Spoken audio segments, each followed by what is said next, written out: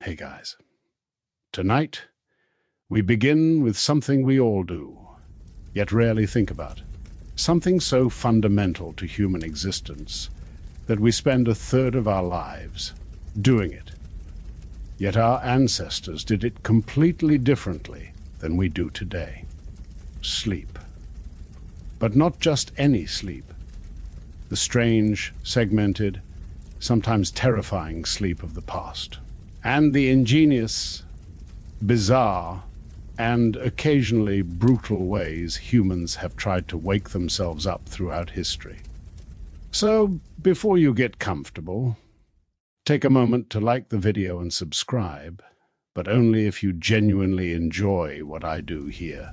And let me know in the comments where you're tuning in from and what time it is for you. It's always fascinating to see who's joining us from around the world. Are you watching this before your first sleep or your second? You'll understand that question soon enough. Now, dim the lights, maybe turn on a fan for that soft background hum, and let's ease into tonight's journey together. Because what you're about to discover is that everything you thought you knew about sleep, about night, about the very rhythm of human life is a modern invention. And for thousands of years, our ancestors lived in a completely different world after dark. Part 1, The Two Sleeps. How medieval people divided their nights. If you traveled back to medieval Europe and spent a night in a typical household, you'd witness something that would seem utterly alien to modern eyes. Around 9 or 10 p.m., after the last embers of the hearth were banked and prayers were said, the family would retire to bed. But here's where it gets strange. They weren't going to sleep for 8 straight hours. They were embarking on what they called their first sleep. This wasn't some quirky local custom or the habit of a few eccentric nobles. This was how virtually everyone in pre-industrial Europe slept.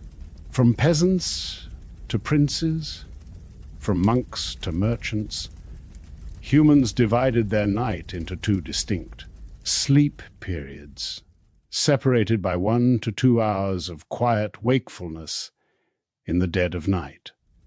The first sleep, sometimes called the dead sleep or beauty sleep, would last roughly 4 hours. People would drift off shortly after darkness fell, sleeping deeply through the first portion of the night.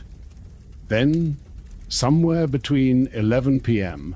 and 1 a.m., they would naturally wake, not groggily or reluctantly, but fully, alertly, expectantly. This was the watched hour, the watching, or simply the wake. And what did people do during this mysterious midnight intermission? Everything. This was when the real life of the medieval night began. Couples made love. In fact, medical texts of the time recommended this period as the ideal time for conception, believing that the body was properly rested but not too sluggish. The French physician Laurent Joubert wrote in the 16th century that after the first sleep, lovers have more enjoyment and do it better. Others use this time for prayer. The Catholic Church had long embraced this natural rhythm, incorporating it into monastic life. Matins, the night prayer service, was specifically timed to coincide with this period of wakefulness. Monks would rise, shuffle to the chapel in thee. They weren't fighting their biology. They were working with it, but it wasn't all sex and sermons. This was also prime time for crime. Thieves knew that the first sleep was the deepest, making it ideal for burglary. In fact, Medieval court records are full of references to crimes committed after first sleep or during the watching. One 1465 case from England describes how a burglar waited specifically until his victims had taken their first sleep before breaking in. For the more peacefully inclined, this midnight hour was a time for reflection, conversation, or simple household tasks. People would stoke the fire, check on animals, or prepare simple foods. Students reviewed their lessons by candlelight. Women did needlework. Men carved wood or mended tools. It was understood that this was a natural, productive part of the night. The practice was so universal that it appeared everywhere in medieval literature without explanation, because none was needed. Chaucer's Canterbury Tales mentions characters waking from their first sleep. French folk tales speak of adventures that begin after first sleep. The pattern appears in legal documents, medical texts, prayer books, and personal letters. It was simply how humans slept. The second sleep, which began around 1 or 2 a.m., and lasted until dawn, was often lighter and filled with more dreams. People called it morning sleep or second sleep, and it was considered especially restorative. Children conceived during the wake were thought to be healthier. Prayers said between sleeps were believed to be more likely to be heard by God. This pattern wasn't unique to Europe. Historical records from Africa, Asia, and the Americas show similar biphasic sleep patterns. The Tiv people of Nigeria had a specific word for the period of nighttime wakefulness. Indigenous peoples across North America recognize this natural division of the night. Even today, in areas without artificial lighting, researchers have observed people naturally falling back into this ancient pattern. But why did we sleep this way? The answer lies not in culture, but in biology. When researchers have removed artificial light and allowed people to sleep in natural darkness for extended periods, they automatically return to segmented sleep. It appears to be our natural default state. The human body, left to its own devices, doesn't want 8 straight hours of sleep. It wants 2 periods of 4 hours, with a break in between. During that wakeful period, the brain experiences a unique state. Prolactin levels surge, creating a sense of peaceful restfulness, unlike normal waking consciousness. It's not drowsy or groggy. It's something else entirely, a liminal state between sleeping and waking that our ancestors knew intimately, but we've almost entirely lost. The medieval mind had a completely different relationship with these midnight hours. They weren't fighting insomnia or reaching for sleeping pills. They were experiencing a natural part of human existence that had persisted for millennia. The night wasn't something to be conquered or slept through. It was something to be lived in its own quiet, mysterious way. The wake was considered valuable, even sacred. It was when the veil between worlds was thinnest, when prayers were most powerful, when the mind was clearest. Some of the greatest insights, inventions, and intimate moments of pre-industrial life happened not despite this midnight waking, but because of it. The darkness between sleeps. To truly understand segmented sleep, we need to understand what darkness meant to our ancestors. This wasn't the darkness we know today, where streetlights bleed through curtains and LED displays pierce the night. This was absolute, profound darkness, the kind where you literally couldn't see your hand in front of your face.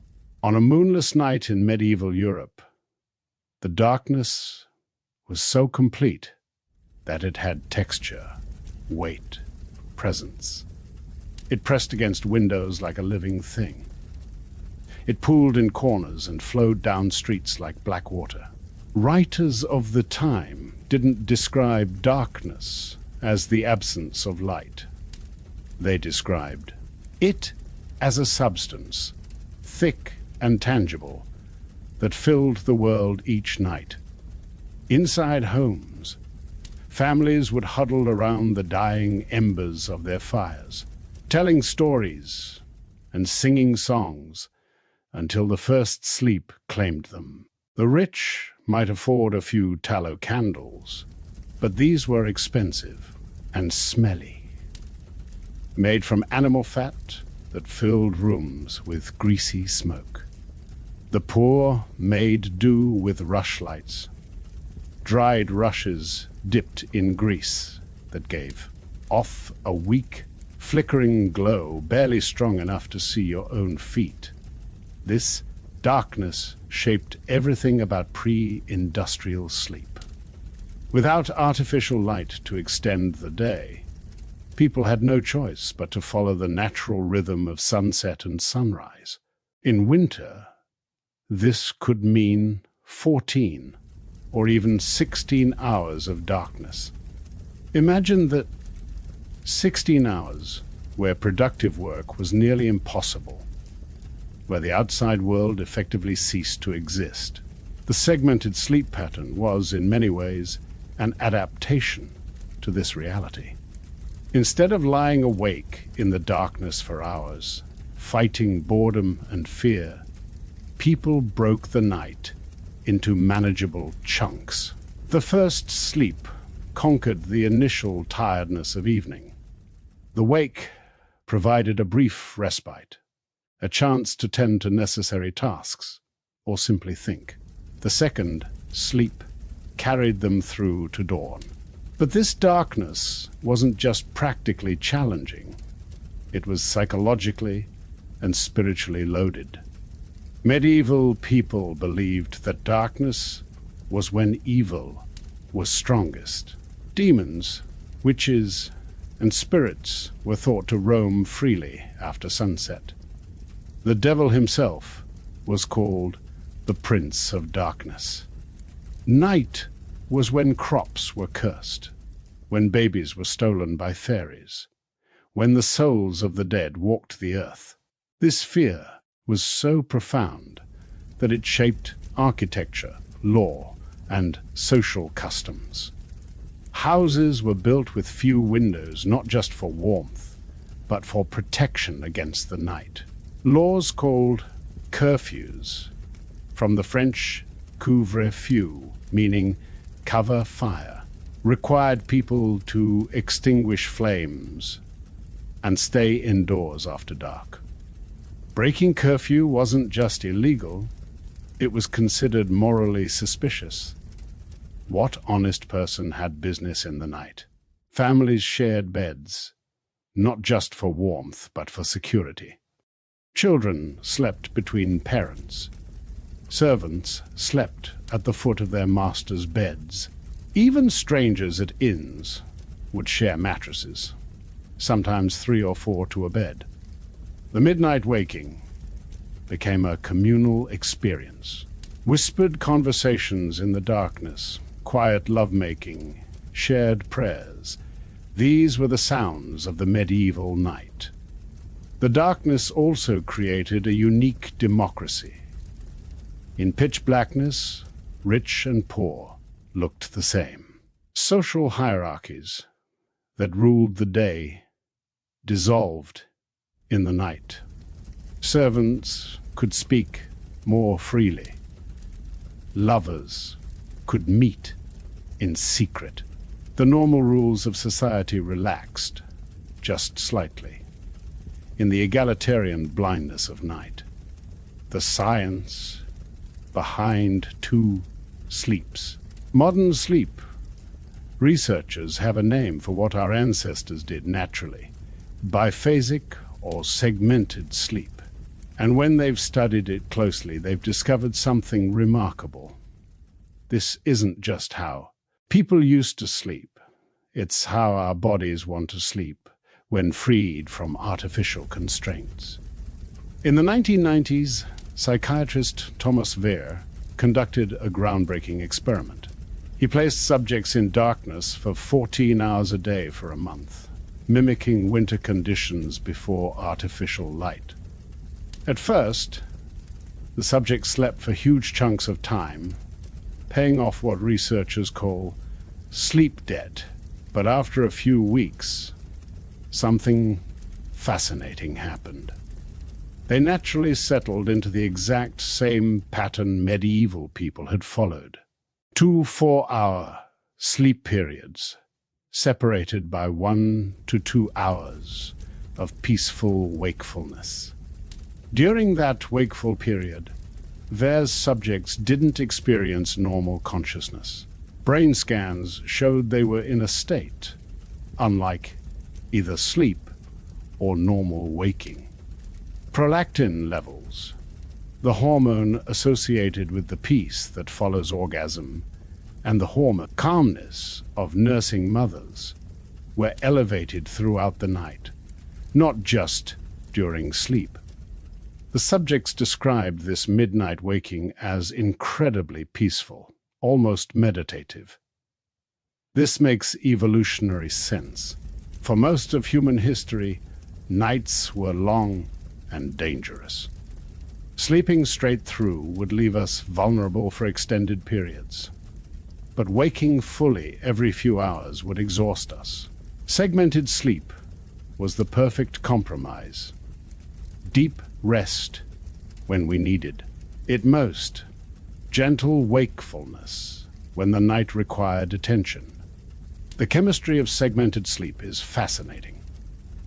During the first sleep, the body prioritizes physical restoration. Growth hormone surges, repairing tissues and building muscle. The immune system kicks into high gear. This is the beauty sleep our ancestors talked about. The deep, restorative sleep that happens in the first part of the night. The wakeful period between sleeps has its own unique chemistry. Cortisol is low, keeping stress at bay. Melatonin is still present, but not overwhelming. The mind enters what researchers call a hypnagogic state, creative, associative, open to insight. This might explain why so many historical accounts describe the midnight waking as a time of revelation, creativity, and spiritual experience.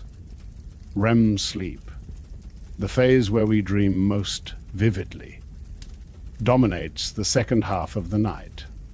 This is when the brain processes emotions, consolidates memories, and makes creative connections. Our ancestors were right to call this morning sleep. It's literally when our brains prepare us for the coming day. Temperature plays a crucial role too. Body temperature naturally dips in the middle of the night, reaching its lowest point around 3 or 4 a.m. In segmented sleep, people would wake during this temperature drop, stoke their fires, or pull up blankets, then return to sleep as their bodies cooled. They were unconsciously working with their circadian rhythms, not against them. Modern life has completely disrupted this natural pattern. Electric light allows us to extend wakefulness deep into what should be our first sleep period. We then try to compress all our sleep into one continuous block, often fighting against our body's desire to wake in the middle. When we do wake, at 2 or 3 a.m., we panic, considering it insomnia rather than recognizing it as our body's natural rhythm trying to assert itself. The stress hormone cortisol, which should remain low throughout the night, spikes when we fight against midnight waking. We lie in bed, anxious about lost sleep, checking clocks, calculating how many hours remain until our alarms. Our ancestors would have found this behavior bizarre. They knew midnight waking wasn't a problem to be solved. It was a natural part of the night to be embraced. The death of first sleep. The end of segmented sleep didn't happen overnight. It was murdered slowly, over the course of about 200 years, by a combination of light, labor, and changing ideas about time and productivity. And the killer's primary weapon was the lamp. The first blow came in the late 17th century with improvements in candle making and the introduction of oil lamps in cities. Paris became the first city to light its streets in 1667, using candles in glass lamps. By the 1690s, London had followed suit. For the first time in human history, the night began to retreat. But these early streetlights were dim, unreliable, and expensive. The real change came with the Industrial Revolution. Factories needed workers to operate in shifts, maximizing the return on expensive machinery. Suddenly, night wasn't for sleeping, it was for working. The concept of shift work would have been incomprehensible to medieval people, but by the 1800s, it was becoming common. Gas lighting accelerated the change. By the 1820s, major cities were installing gas lamps that burned brighter and longer than anything before. Homes of the wealthy began to glow with gaslight.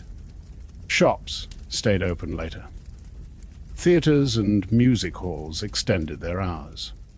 The night was becoming colonized by the day.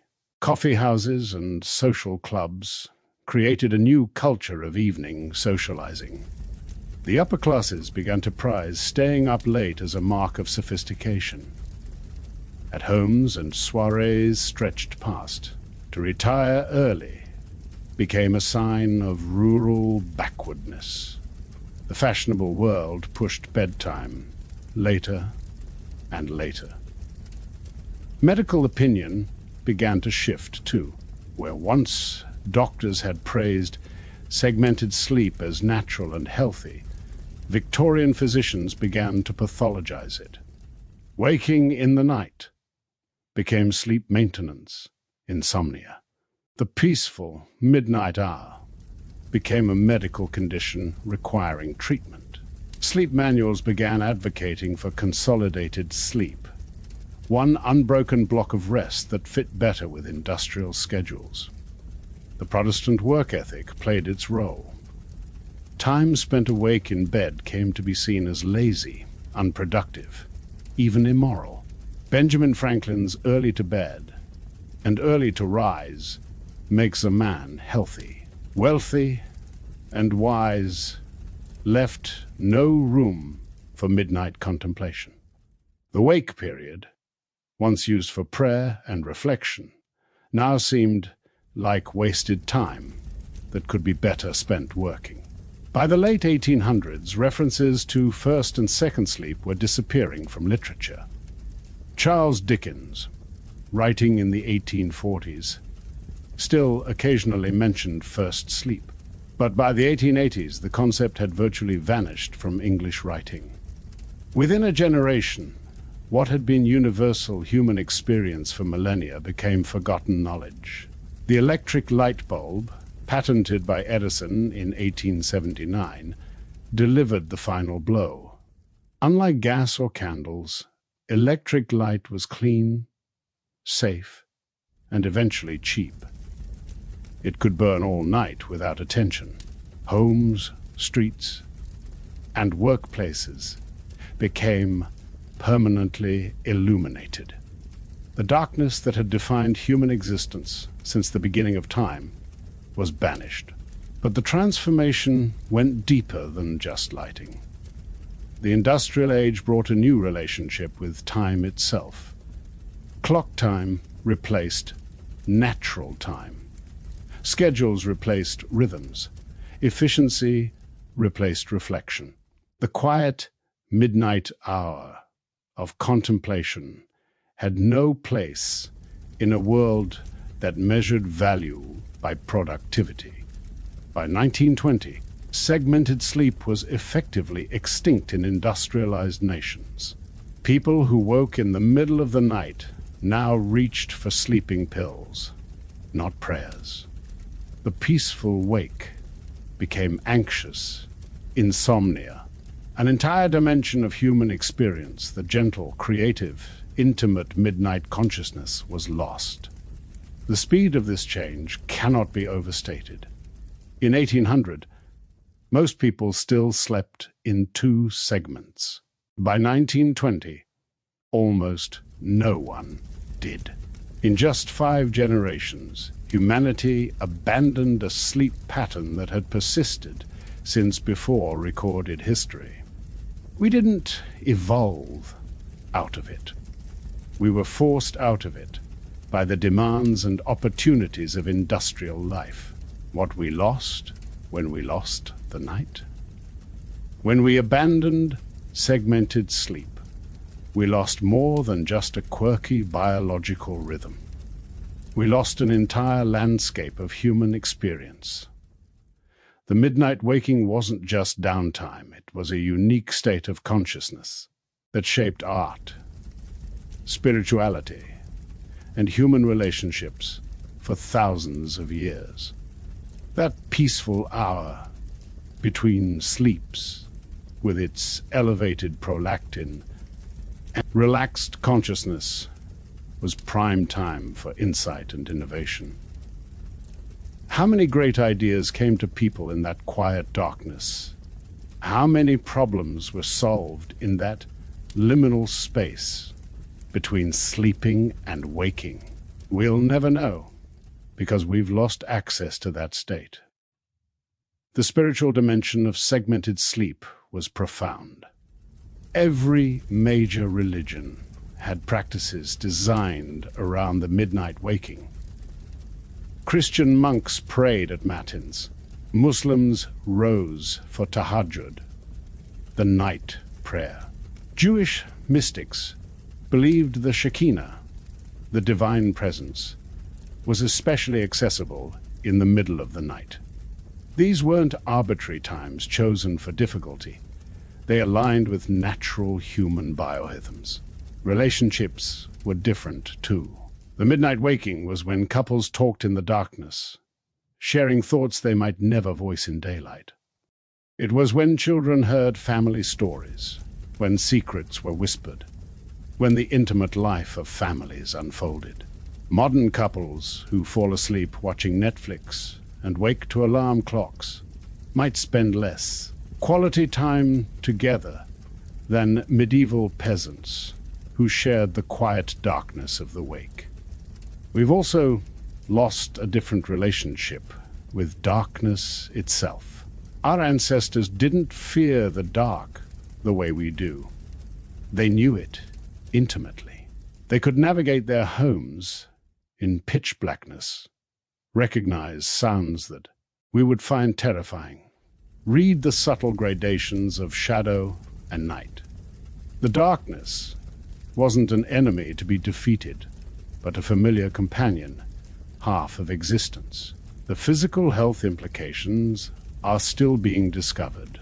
Researchers now link consolidated sleep and artificial light to rising rates of depression, anxiety, obesity, and diabetes. Our bodies still expect segmented sleep. When we force them into consolidated patterns, systems dysfunction. The epidemic of sleep disorders might not be a new problem, but the symptom of an old solution abandoned. There's also the lost democracy of darkness. In our lit world, social hierarchies never rest. Security cameras watch, smartphones track. The boundaries between work and rest blur. The medieval night, for all its dangers, offered a respite from social performance. In the darkness of the wake, people were just voices, just warm bodies sharing space and time. Part 2. The Invention of Waking Up. From water clocks to knocker-uppers. If segmented sleep seems strange to us now, imagine how our ancestors would react to the modern alarm clock. The idea that a mechanical device would violently wrench you from sleep at a predetermined time would have seemed not just bizarre, but almost sacrilegious. Sleep was natural, sacred even. You woke when your body was ready, when the rooster crowed, when the sun hit your window, or at least, that's how most people did it. But humans have always had a complicated relationship with waking up. Long before electricity, before mechanical clocks, before any modern convenience, people needed to wake at specific times. Priests had prayers to perform. Guards had watches to keep. Farmers had animals to tend before dawn. And so began one of humanity's longest-running battles, the war against oversleeping. As early as 1500 BCE, they had developed water clocks, devices that measured time by the regulated flow of water. These weren't just timekeepers, they were the world's first alarm clocks. By placing a floating device in a water vessel that would slowly fill overnight, they could trigger a mechanism when the water reached a certain level. Sometimes this would ring a bell. Sometimes it would drop pebbles onto a metal plate. Sometimes it would even trigger a whistle. The Greeks took this concept and ran with it.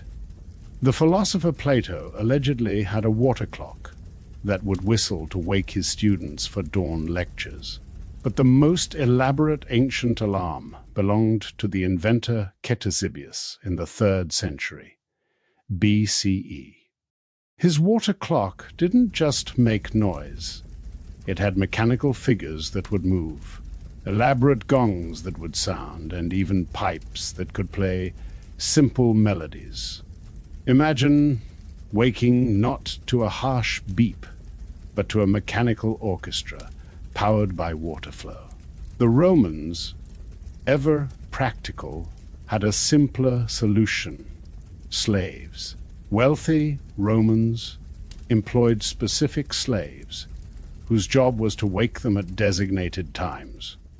These human alarm clocks would stand watch through the night, tracking time by stars. Sand glasses or water clocks, then gently, or not so gently, wake their masters. The Emperor Marcus Aurelius wrote about being woken by his slave for his pre-dawn meditation and writing sessions. But it was in medieval monasteries that the art of waking up became a science. Monks had to rise multiple times each night for prayers. Matins at midnight, lauds at 3 a.m., prime at 6 a.m. Missing these prayers was a serious spiritual failing. So monasteries developed increasingly sophisticated systems to ensure everyone woke on time. The simplest solution was the bell ringer, a monk who would stay awake, or try to, and ring the monastery bells at the appropriate times. But staying awake all night, every night, was exhausting and unreliable. Monks would fall asleep on duty, miss the timing, or ring the bells at the wrong hour. Some monasteries rotated the responsibility, but this led to confusion and missed prayers. So monasteries turned to technology. They created elaborate water clocks that would ring bells automatically. They used candle clocks, candles marked with lines that would burn down at predictable rates sometimes, with metal pins embedded in the wax that would fall onto a metal plate at specific times. They even developed early mechanical clocks, massive devices that occupied entire rooms and required constant maintenance. The Chinese had their own ingenious solutions. By the Song dynasty, 960 to 1279, they had developed incense clocks that could function as alarms. These devices used precisely measured incense that would burn at known rates. Weights would be suspended over the incense trail by threads. When the incense burned through a thread, the weight would fall, striking a bell. By placing threads at different points, you could set multiple alarms throughout the night. In Japan, the approach was even more sophisticated. They developed wadoke, adjustable mechanical clocks, that could account for the changing length of days and nights throughout These clocks didn't just tell time. They announced it with different bells for different hours, allowing people to plan their waking accordingly. The mechanical revolution. The first true mechanical alarm clocks appeared in the 15th century, but they were nothing like the devices we know today. These were enormous, expensive contraptions that only the wealthy or institutions could afford. The earliest known mechanical alarm clock was created by Levi Hutchins in 17, but it had one significant limitation. It could only ring at 4 a.m. Hutchins, a punctual New Hampshire clockmaker, built it for his personal use, and apparently never saw the need for variable timing.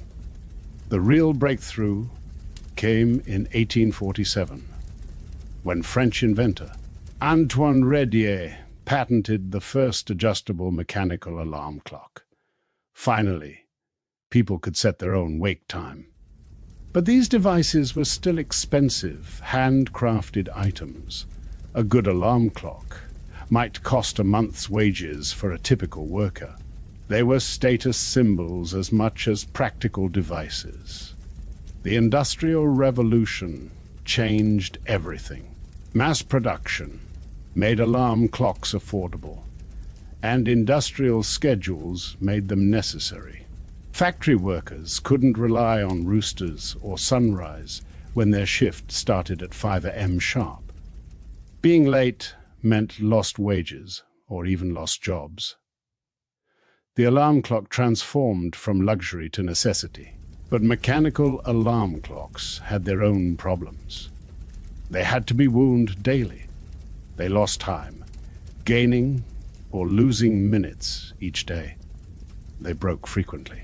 And most annoyingly, they had no snooze button. Once that bell started ringing, it wouldn't stop until you physically got up and turned it off. Some models rang for a full minute or more, a hellish cacophony designed to make staying in bed impossible. The sounds these clocks made were uniformly awful. The technology didn't allow for gentle melodies or gradual volume increases. It was bells, harsh and loud, or nothing. People described the sound as like being attacked by a furious metal, insect, or the sound of civilization crushing the human soul. The German word for alarm clock, Wecker, literally means waker or rouser, but it might as well mean tormentor. Yet for all their faults, mechanical alarm clocks revolutionized human sleep patterns. For the first time in history, people could reliably wake at any chosen time, regardless of season, weather, or natural light. The clock not the sun, became the master of morning. This was both liberation and enslavement. Freedom from natural rhythms but chained to artificial ones. The human alarm clocks, the knocker-uppers. Before alarm clocks became affordable and reliable, industrial Britain developed one of history's most unusual professions, the knocker-upper. These were human alarm clocks, people whose entire job was to wake others for work.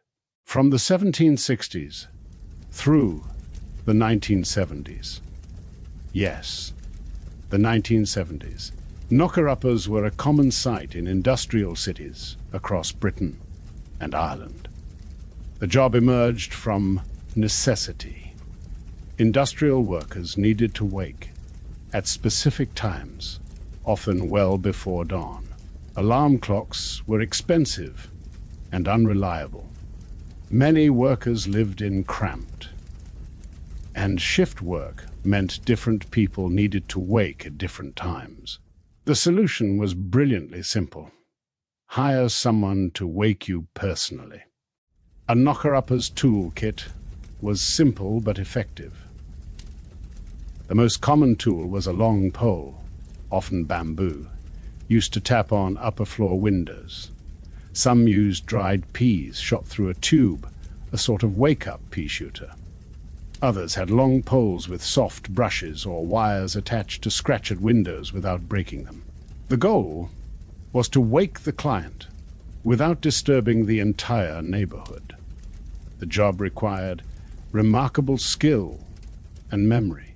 A single knocker-upper might have dozens of clients, each needing to wake at different times. They had to remember not just addresses, but which window belonged to which client. They had to navigate dark streets in all weather, avoid angry dogs and chamber pots emptied from windows, and maintain precise timing without watches they could barely see in the darkness. Mary Smith, one of the most famous knocker-uppers, worked in East London in the 1930s. She used a rubber tube to shoot dried peas at windows, earning the nickname Mary Pea Shooter. She charged 6 pence a week per client and was known for her reliability. In 30 years, she allegedly never missed a wake-up call. She knew her clients' schedules by heart, adjusting for shift changes without being asked. The relationship between knocker-uppers and their clients was surprisingly intimate. These were often the first human contact people had each day. Knocker-uppers knew when clients were ill. They slept through the knocking when they'd been drinking. They cursed more when woken. When they had new babies, additional tired faces would appear at windows. They became unofficial neighborhood watchers, noting unusual activities and checking on elderly clients. But the job had its challenges. The biggest question was always, who woke the knocker up? The answer varied. Some knocker-uppers were naturally early risers or insomniacs who turned their curse into a career. Others worked in teams, waking each other in shifts. Some lived next to factories or churches whose bells or whistles served as their alarms.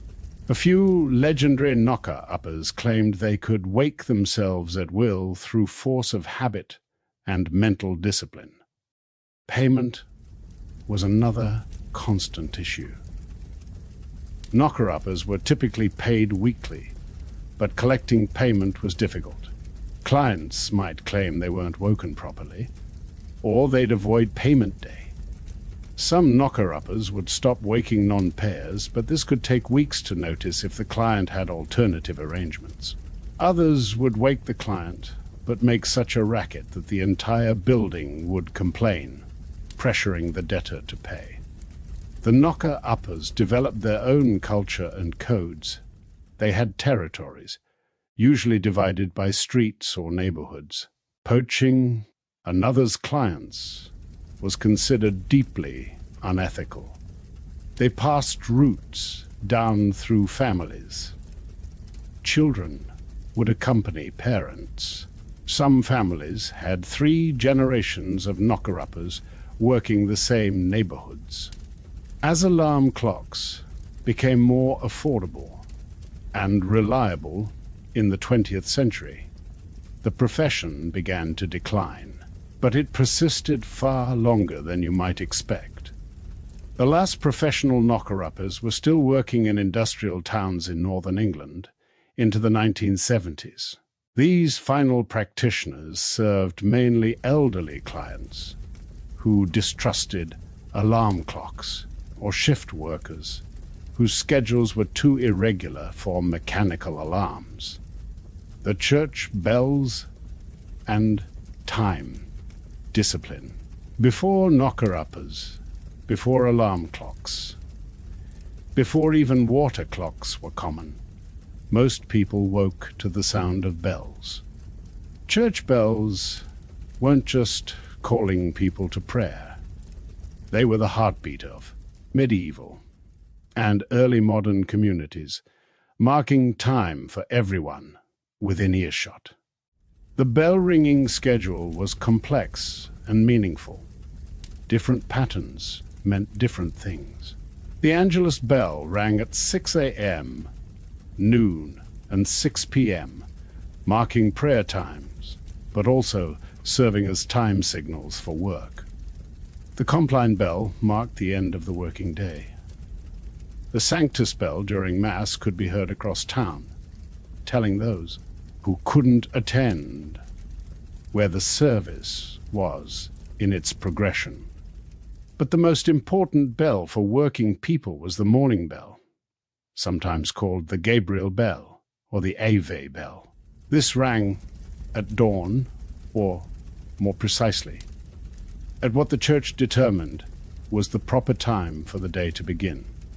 In summer, this might be 4 a.m. In winter, perhaps 6 a.m. The bell didn't follow clock time. It followed liturgical time, adjusted for the seasons and the church calendar.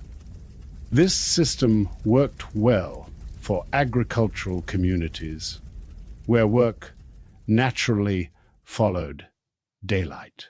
But as trades and crafts developed, conflicts arose.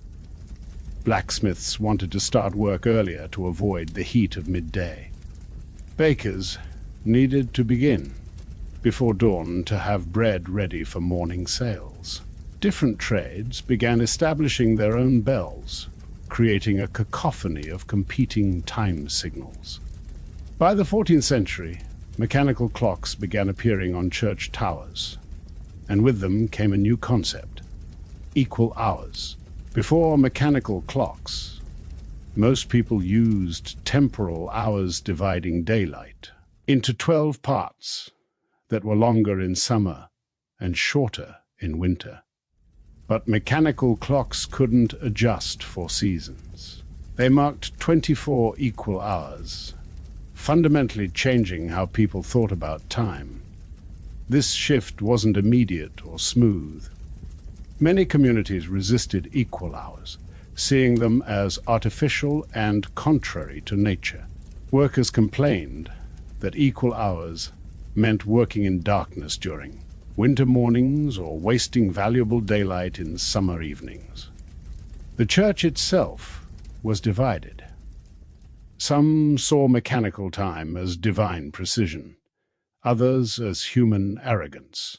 The Protestant Reformation intensified time discipline. Protestant work ethic emphasized punctuality as a moral virtue.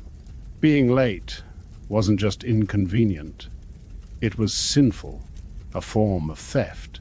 Calvinist communities developed elaborate systems of bells and penalties for tardiness. In Geneva, Calvin himself instituted a system where different bells called different professions to work at staggered times to avoid street congestion. This religious time discipline laid the groundwork for industrial time discipline. When factories began demanding precise punctuality, they built on centuries of conditioning by church bells. The factory whistle was, in many ways, just a secular church bell, calling workers to their new form of worship, industrial production. Part 3. When night was actually dark. To understand what night was truly like before electric light, we need to abandon almost everything we think we know about darkness. Modern humans have never experienced true darkness. Even in what we call dark rooms, there's usually some ambient light, the glow of a smoke detector, street light through curtains, the faint luminescence of a phone charger. True darkness, the kind our ancestors knew every single night, is so absolute that it can cause hallucinations, vertigo, and panic in modern people. Imagine stepping outside your home on a moonless, cloudy night in medieval England. The darkness wouldn't just surround you. It would swallow you. You couldn't see your feet, your hands, or even tell if your eyes were open or closed. The only difference between having your eyes open or shut would be the feeling of air on your eyeballs. This wasn't romantic darkness. It was terrifying, absolute, and dangerous. Moving through this darkness required completely different skills than we possess today. People navigated by touch, sound, and memory. They counted steps, felt for familiar walls and trees, listened for the sound of water or wind through specific gaps. Children learned their local geography, not just by sight, but by feel. The specific texture of different walls, the number of steps between landmarks, the way sound echoed in different spaces. The vocabulary of darkness was rich and specific. Medieval English had dozens of words for different qualities of darkness. Words we've lost because we no longer need them. There was the darkness of a cloudy night versus a clear one, the darkness under trees versus open fields. The peculiar quality of darkness during a new moon versus the softer dark when the moon was hidden by clouds. Each had its own word, its own understood meaning. Streets at night were treacherous. No streetlights, no sidewalks, often no paving at all. Cities were mazes of narrow alleys, unexpected steps, open sewers, and projecting buildings. People regularly fell into wells, tumbled into cellars, or walked straight into walls. In London, between 1300 and 1400, coroners' records show that accidental drowning in ditches and wells at night was one of the leading causes of death. The law recognized the special dangers of night. The principle of night walking made it illegal to be on the streets after dark, without good reason. Anyone found wandering at night was assumed to be up to no good. Honest people stayed indoors. The night belonged to criminals, prostitutes, and the night watch, and telling the difference between them in the darkness wasn't always easy. Night vision, which modern people rarely fully develop, was crucial. After about 45 minutes in true darkness, the human eye can detect a single candle flame from 30 miles away. Our ancestors' eyes were fully adapted every night. They could navigate by starlight alone, seeing shapes and movement we would miss entirely. They could read the subtle gradations of darkness, that told them cloud from clear sky, wall from open space. The economy of light. In a world where darkness ruled half of existence, light became one of the most valuable commodities, not metaphorically, literally. The history of artificial light is a history of economics, class, and power. Who could afford light determined who could extend their productive hours. Their socializing, their very consciousness beyond sunset. For most of human history, the primary source of artificial light was fire. Open hearths that served for heating, cooking, and illumination. But open fire was dangerous and immobile. You couldn't carry your hearth with you. So humans developed portable light torches made from resinous wood or bundles of rushes soaked in fat.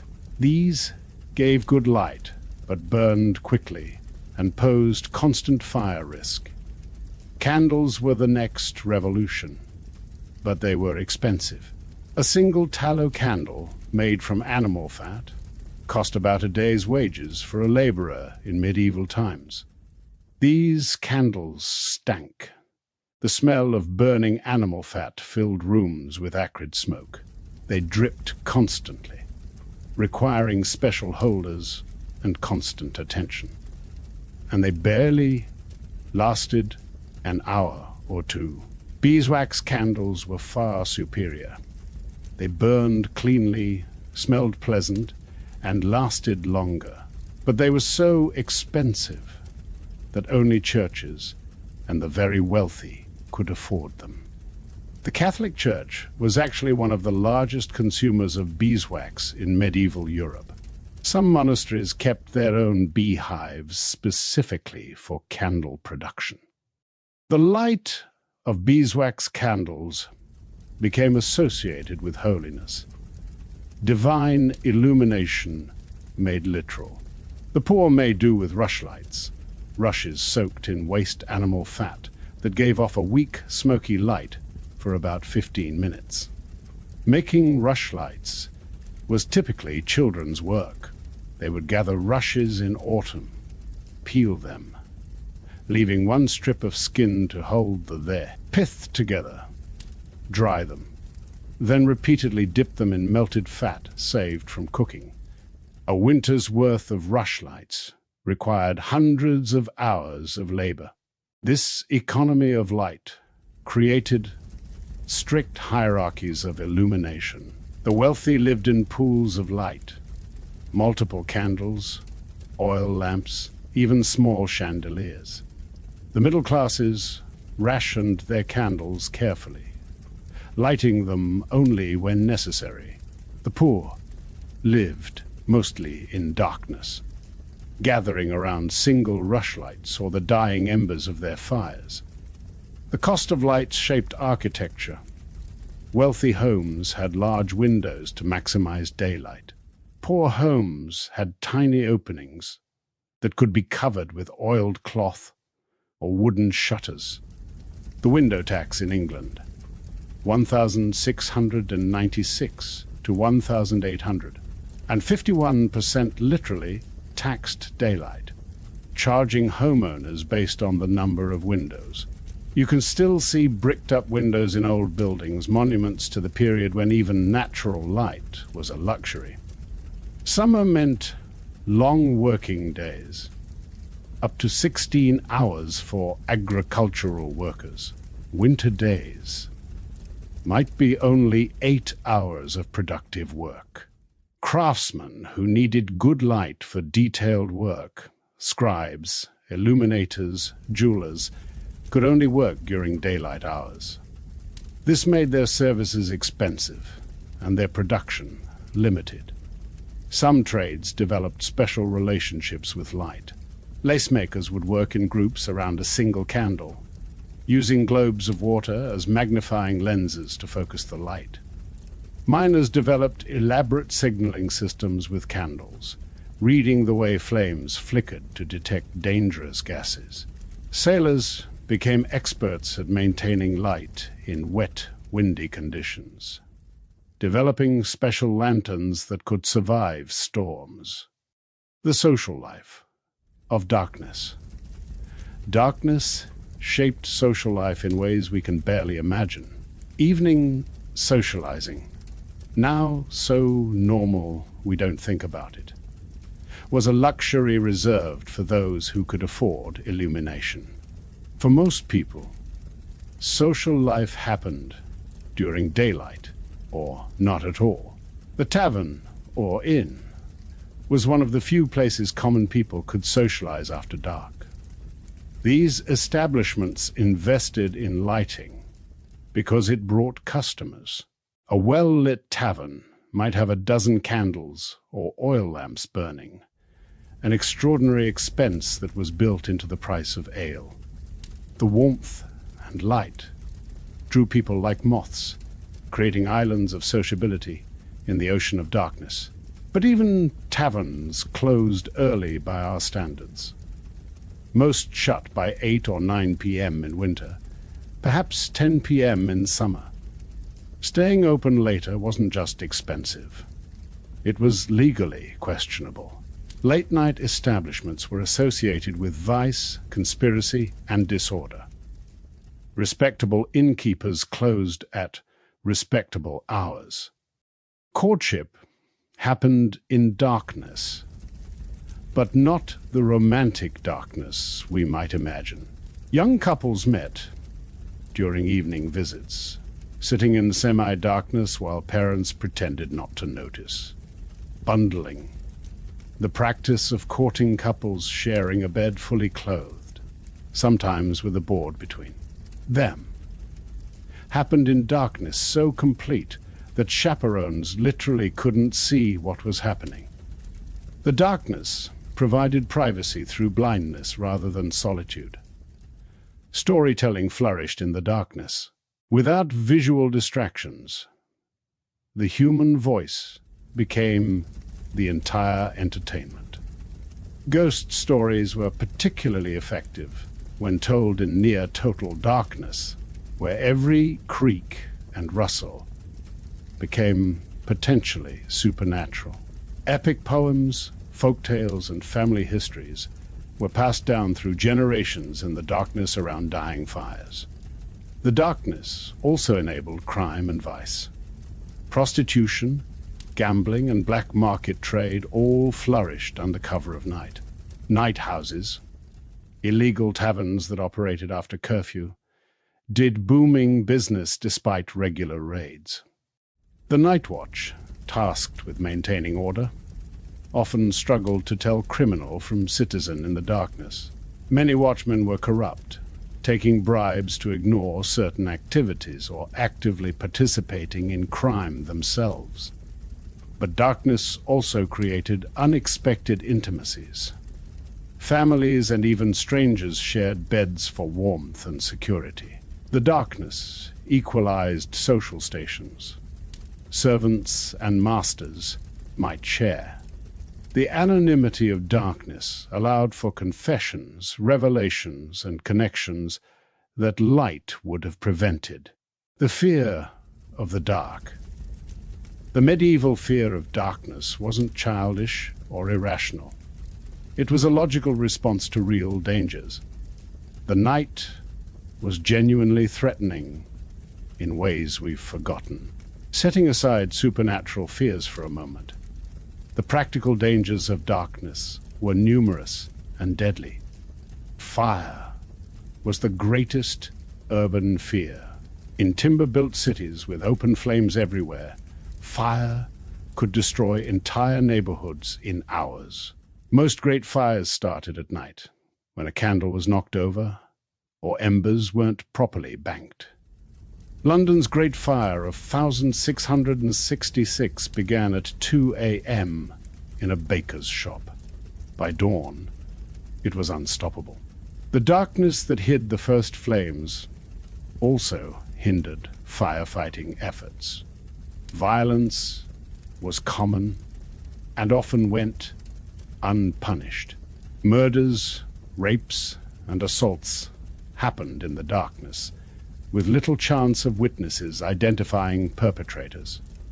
Even if someone saw a crime, their testimony was often dismissed. How could they be sure what they saw in the darkness? The law itself recognized this problem. Night crimes were often punished more severely than identical day crimes, acknowledging their special terror. Animals posed real threats. Urban areas had packs of feral dogs that hunted at night. Wolves still existed in many parts of Europe well into the modern period. Even domestic animals became dangerous in darkness. Horses kicked, cattle trampled, and pigs, which roamed freely in many medieval cities, could attack and even kill children. But beyond practical fears lay deeper, spiritual terrors. The night belonged to supernatural forces in the medieval mind. This wasn't metaphorical.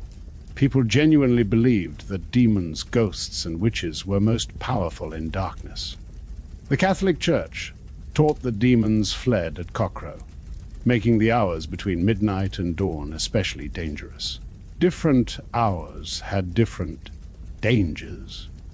The hour after midnight was when the recently dead were thought to rise. 3 a.m. was the devil's hour, a mockery of Christ's death at 3 p.m. The hour before dawn was when witches gathered for Sabbats. These weren't folk superstitions. They were incorporated into law. Crimes committed during these hours were sometimes prosecuted as having satanic elements. Physical symptoms, we now understand scientifically, were attributed to night demons. Sleep paralysis was caused by the old hag sitting on your chest. Night terrors were demon attacks. Unexplained nocturnal deaths, probably sleep apnea, or heart attacks were blamed on succubi or incubi. The darkness didn't just hide dangers, it created them, manifested them, gave them power. Even the brave developed elaborate protections against night fears. Prayers before bed weren't just religious habit, they were spiritual armor.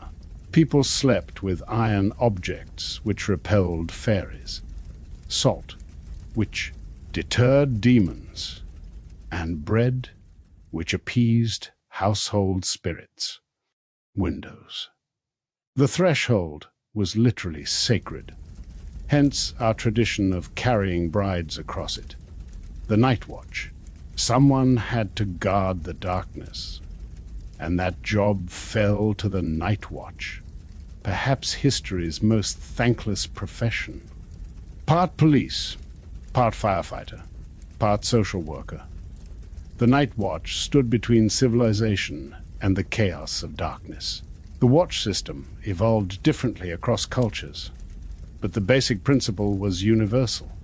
Groups of men, almost always men, would patrol the streets after dark, maintaining order, watching for fires, and challenging anyone abroad after curfew. In theory, this was a civic duty rotated among all male citizens. In practice, it quickly became a job for those who couldn't afford to pay for substitutes. A typical watchman's equipment was basic. A lantern, which made him a target as much as it helped him. See, a staff or club, sometimes a rattle or bell to raise alarm, and thick clothing against the cold.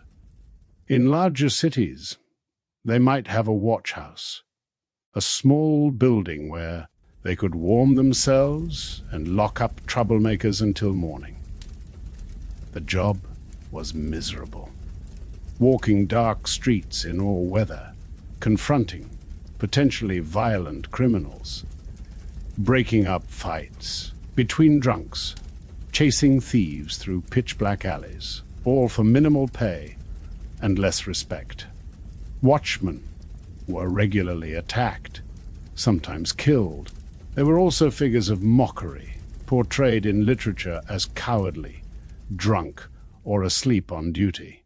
Shakespeare's Dogberry, in Much Ado About Nothing, captures the contemporary view of watchmen, bumbling, pompous, more concerned with avoiding trouble than preventing it. This wasn't entirely unfair. Many watchmen were elderly, infirm, or otherwise unemployable. Cities got what they paid for, which wasn't much. But some watchmen took their duties seriously, developing impressive skills. They learned to recognize people by gait or voice in total darkness. They memorized the layout of their beats so thoroughly they could navigate blindfolded. They developed networks of informants who would whisper information from dark windows. The best watchmen knew everyone in their district who worked what hours, who had visitors, who was likely to cause trouble. The watch had specific calls and signals. 1 o'clock, and all's well wasn't just announcing time. It was confirming that sector was secure. Different rattles or bell patterns meant different emergencies: fire, theft, murder, riot. Watchmen in adjacent beats would relay these signals, creating a primitive but effective communication network across the dark city. The introduction of street lighting actually made the watch's job harder in some ways. Criminals adapted, learning to avoid lit areas or disable lamps. The pools of light created deeper shadows, and lit areas attracted crowds that could turn unruly. Many watchmen preferred the democracy of total darkness to the complicated geography of partial illumination.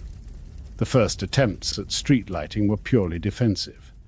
Medieval cities would hang lanterns at strategic points during emergencies, when enemies threatened, when important visitors arrived, or during major festivals.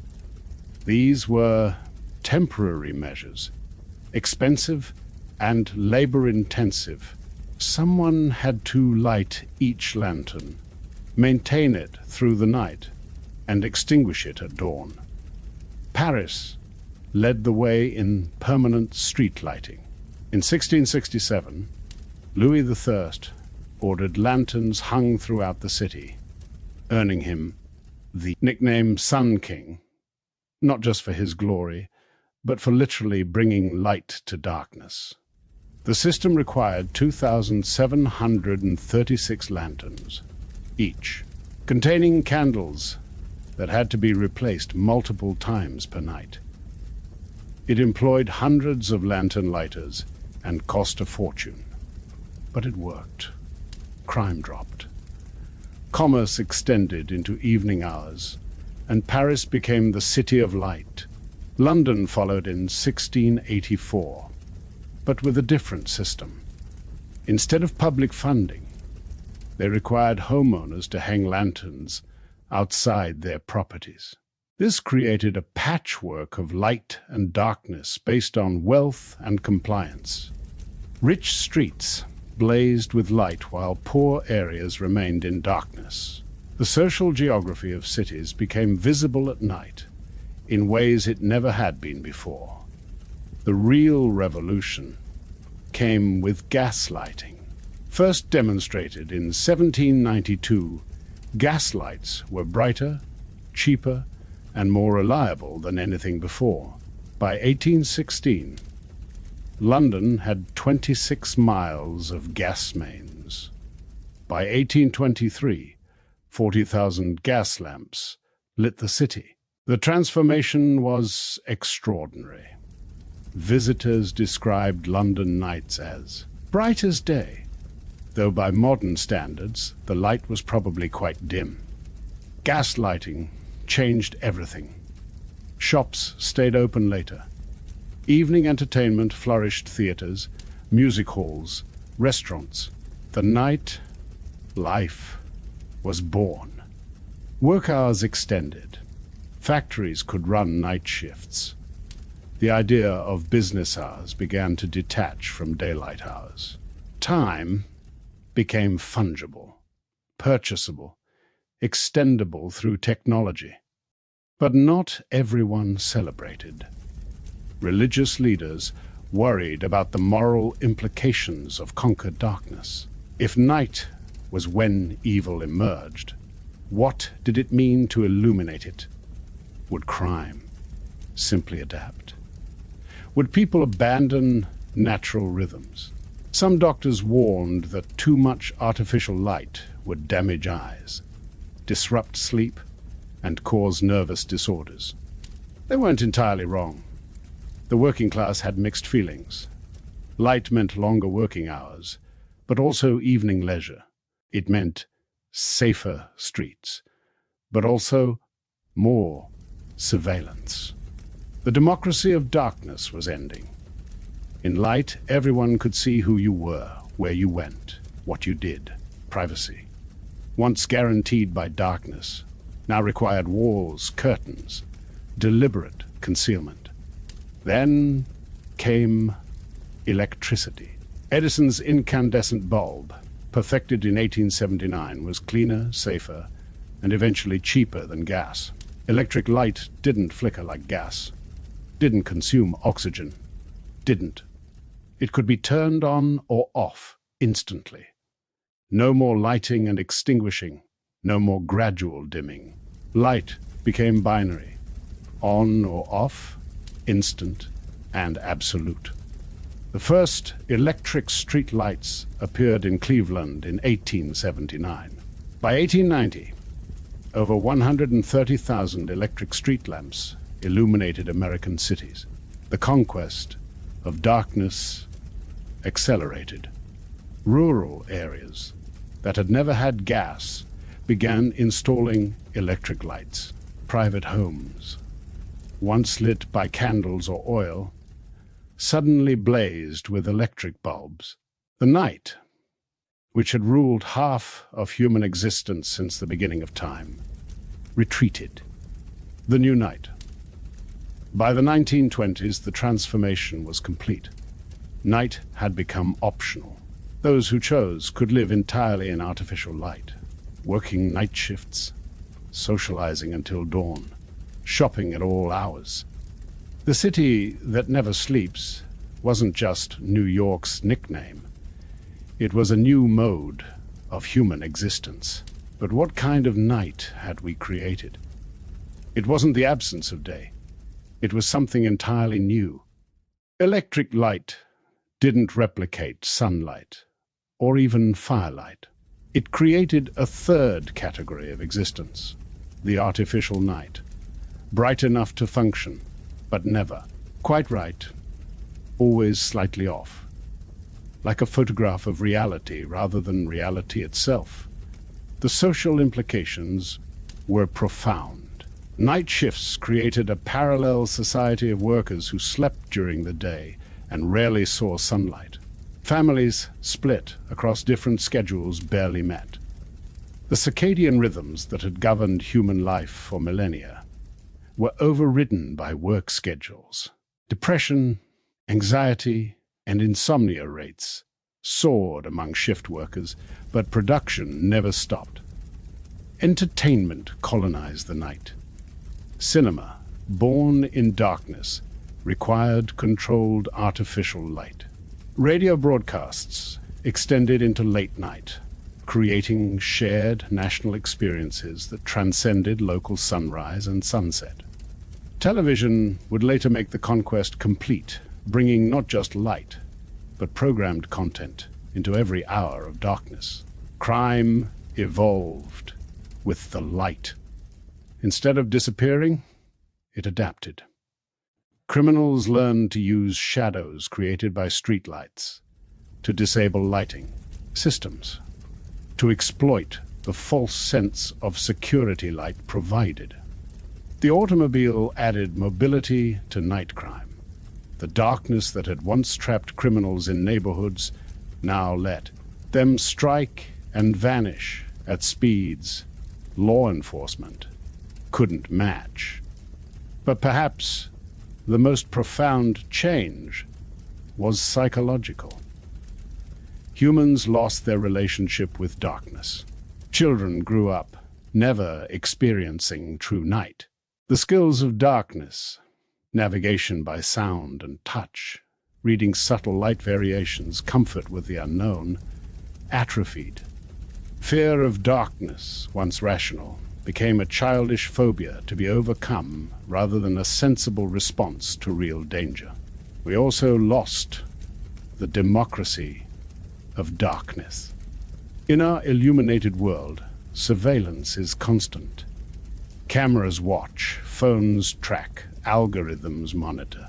The privacy once provided by darkness now. The night that once hid the poor from the rich, the weak from the powerful, the different from the normal, no longer offers refuge. The return to darkness.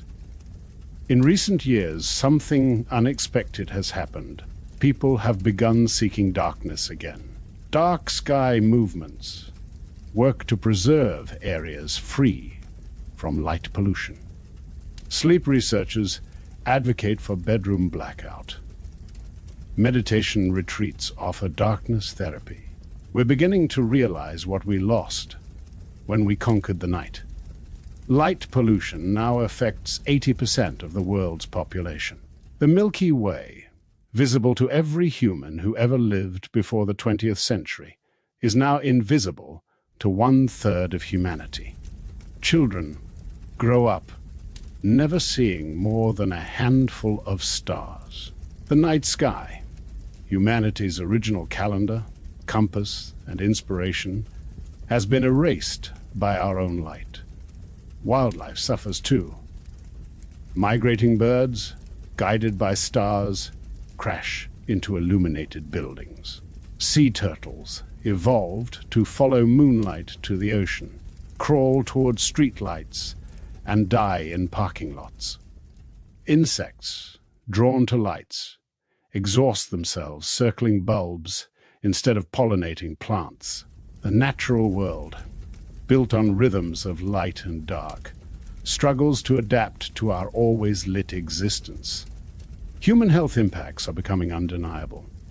Night shift workers have higher rates of cancer, heart disease, and diabetes.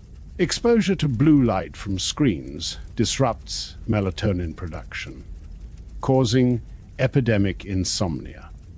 Children exposed to artificial light at night are more likely to develop myopia. We've created a world our bodies weren't designed for. Some communities are experimenting with lights-out programs, turning off street lights after midnight. Crime doesn't increase. In some cases, it decreases. Energy consumption drops. Wildlife returns. People report sleeping better, feeling more connected to natural rhythms. The conquest of darkness, it turns out, might not have been an unqualified victory. There's also a growing appreciation for what darkness gave us creatively. The meditation, contemplation, and introspection that darkness encouraged have been replaced by constant stimulation.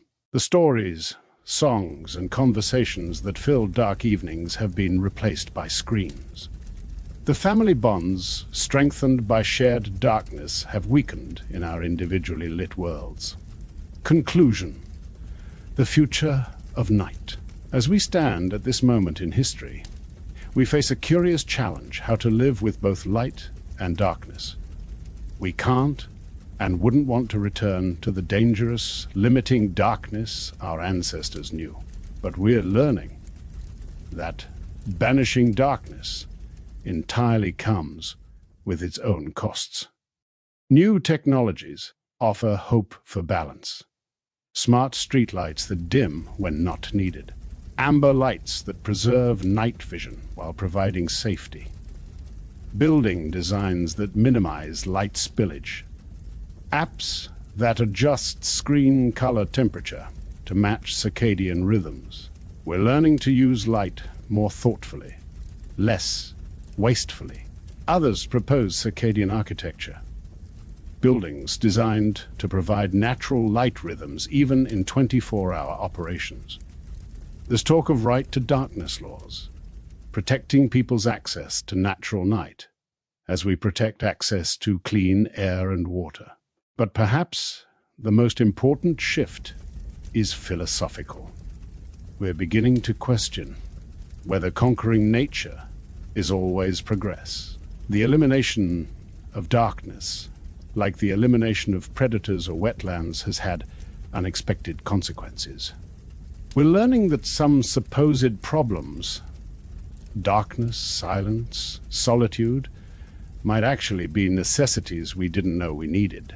The story of sleep, of waking, of night itself, is really the story of humanity's relationship with natural rhythms. For most of our species' existence, we lived embedded in these rhythms, shaped by them, constrained by them, but also nourished by them.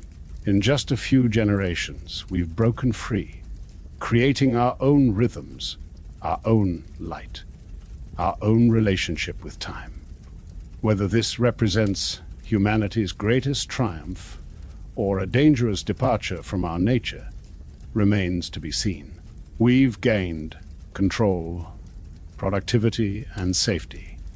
We've lost connection, contemplation, and perhaps some essential part of what makes us human. The future will likely require us to find a new balance, to be intentional about when we choose light and when we embrace darkness. As you watch this, likely on a screen that would have seemed magical to our ancestors, in a room lit by electricity they couldn't have imagined, perhaps take a moment to think about the darkness outside your window. Not as an enemy to be defeated or a void to be filled, but as an essential part of the human experience. Temporarily in exile, but not gone forever. Tonight, when you prepare for sleep, probably in one consolidated block, probably with an alarm set, for tomorrow, remember that you're participating in a radically new experiment in human existence. For thousands of generations, your ancestors slept, woke, and lived differently. Their nights were darker, longer, and fuller than ours. Their sleep was broken, but perhaps more natural. Their waking was harder, but perhaps more aligned with their body's needs. We are the first humans to live in conquered darkness, to sleep in defiance of our biology, to wake at the command of machines rather than the call of the sun. This isn't necessarily bad. It's allowed us to build the modern world, to be productive in ways our ancestors couldn't imagine, to be safe from dangers that terrorize them. But as we drift off tonight, in our climate-controlled, artificially lit bedrooms perhaps, we might wonder, what dreams came in the darkness between first and second sleep?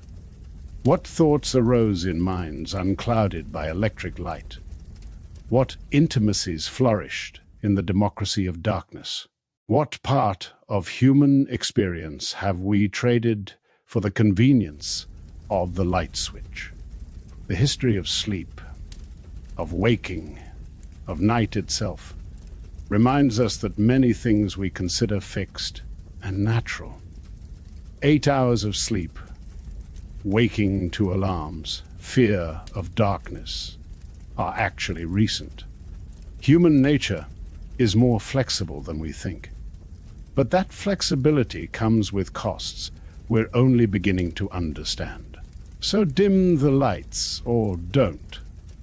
Set your alarm or trust your body to wake naturally. Fear the darkness, or embrace it. But know that whatever choice you make, you're part of an ongoing experiment in what it means to be human. In a world where night is optional, sleep is scheduled, and darkness is a choice rather than a fact. Sweet dreams, whether they come in your first sleep or your second, whether you wake to roosters or ringtones, whether you fear the darkness or seek it out. And remember, for most of human history, someone just like you would have been waking up right about now, in middle of the night, ready for their quiet hour of contemplation before the second sleep claimed them again. The night, it turns out, is far stranger than we ever imagined, and we've only just begun to understand what we lost when we lit it up.